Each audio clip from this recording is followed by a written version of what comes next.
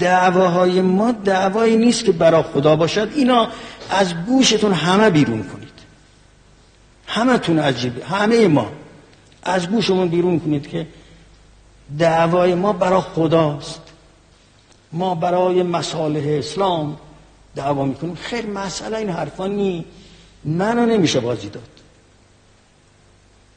دعوای خود من و شما و همه کسانی که دعوا میکنن همه برای خودشون، همه میگن پیش بده برای من، همه میخوان تمام این قدرت چی آخه من نمیفهمم چه قدرتی الان در کار هست.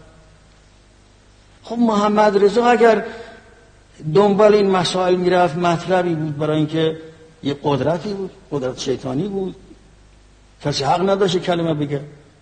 اما امروز که بقال سر محلم میام میگه که آقای نخست برادر نخست